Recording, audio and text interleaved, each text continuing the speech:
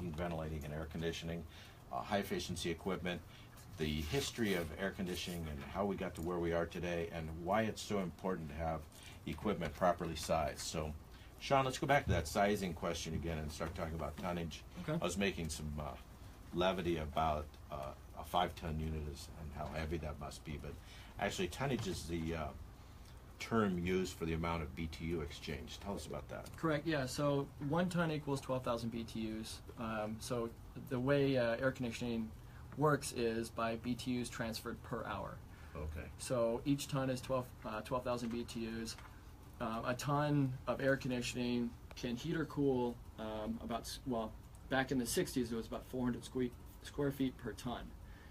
Nowadays, with properly sizing, with insulation, with sealing the actual envelope of the home, we can get up to 5, 6, even 700 square feet per ton, to where a normal 5-ton system that would take care of 2,000 square feet, now we can almost take care of that with a 3-ton. Yeah.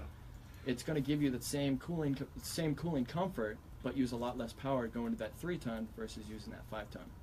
And as we were talking about a little bit, a 5-ton unit is going to overcool, so it's going to cool the house down very quickly, but then it's going to start and stop a lot more often than a properly sized 3-ton unit, which will come on, run longer.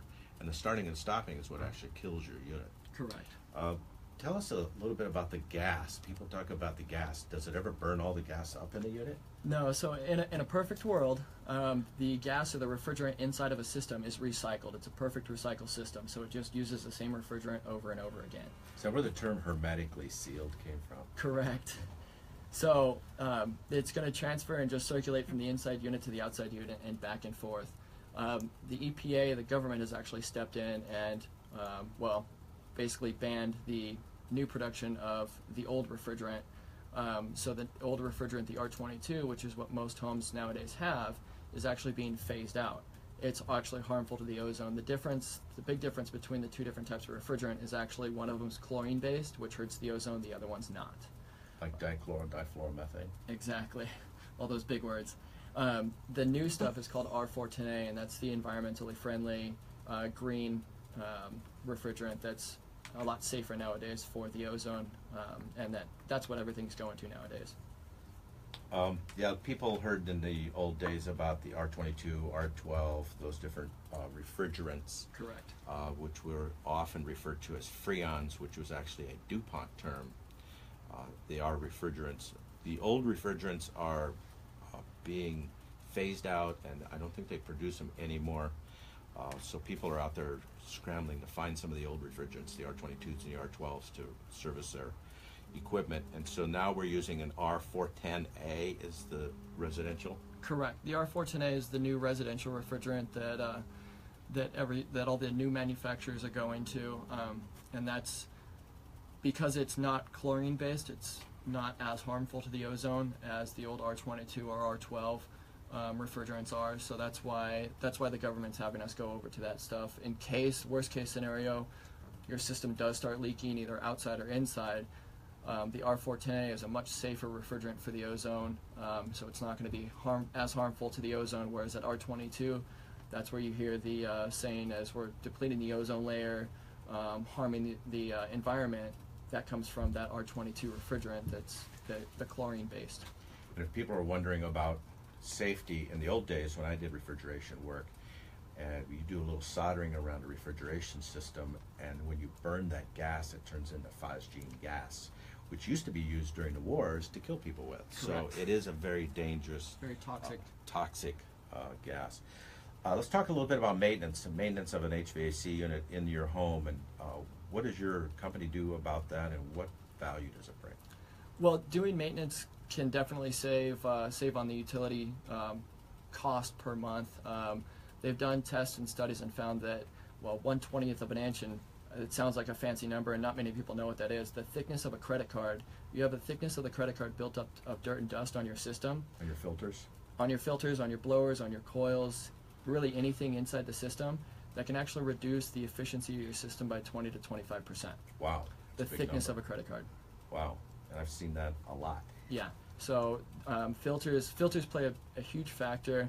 The type of filters you use, really filters were designed to protect the system. but not all filters catch the really small stuff that gets through and starts gumming up the system. The second benefit of the filters nowadays is that we can actually help it use those filters to clean and purify the air for you and me and the homeowners, so that way we're breathing cleaner air instead of breathing all that dirt and dust from outside that's floating around anytime the wind blows or anything like that. So we're actually having indoor air quality issues here that the filtration system can fix. Correct. Often should filters be changed? Is it a time basis or is it a visual inspection? How do you deal with that? It's a home by home scenario. If you've got pets, kids, in and out of the house, windows open, the filters are going to get dirtier a lot faster than somebody that's in-house all day long and doesn't really do much. It's a really home by home scenario. Some filters last 30 days, some filters can last up to 12 months. It depends on the type of filter and also the traffic inside the home. I see. So we can improve the indoor air quality by changing our filters on a regular basis. Do you guys do filter changes, or is it something a homeowner should be doing themselves? It is definitely recommended for the homeowner to at least do filters every couple months. We do it when we come out, and if you have the filters ready, we will take care of those filters for you. We also have some filters that, instead of doing filters every couple of months, because let's be real, we're all human. We forget to do things that are out of sight, out of mind. The filters that I actually have in my house are 12-month filters. I put them in January. I don't have to worry about them until January. It's a lot less stressful. It's a lot easier. I don't have to every month put a little note on my calendar to remember to change the filter on the 1st or anything like that. I just do it once at the beginning of the year and I'm done. How is it you have 12-month filters? Are there different grades of filters? Different grades, different qualities. The filter that I have in my house is actually 5 inches thick. So it's got a lot more surface area and it's much better at catching that dirt and dust. Yeah. Where do you get those filters? Well, you actually, you can't get them at the stores because they're very special and very specific filters. Most of the big box stores won't carry those. We do, we can get them, we can order them, but they're really good filters at protecting and keeping the equipment clean, but they also do a really good job of cleaning all that dirt and dust out of the home, so it keeps, you from breathing all that dirt and dust that's floating around the house as well. So will that pull out allergens and pollen and that kind of thing as well? Definitely helps with allergens, pollens.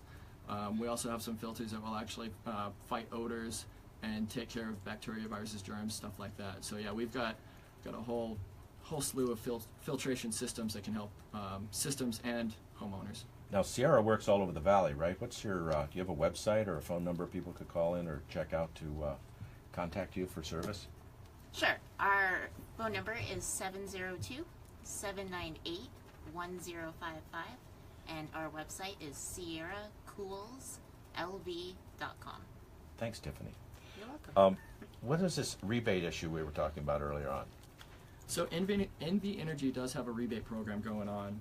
If your system is 10 years old and less than 8 EER, and the energy efficiency rating we hear today is called SEER rating. It's Seasonal Energy Efficiency Rating, SEER. Kind of like miles per gallon on a car. The higher the rebate side of things for NV Energy, if it's underneath the 8 EER and over 10 years old, then you qualify for somewhere between $300 and $400 for the new system. So that's really where it comes into play. And not only that, it helps you get a rebate, but it also helps you save money on your every month electric bill as well. So this is by replacing your HVAC unit? Correct. Excellent, excellent. We may come back to this rebate when we come back from our break. We're going to go to break here for a minute and listen to some great music, and we'll be right back to Shades of Green on KDWN.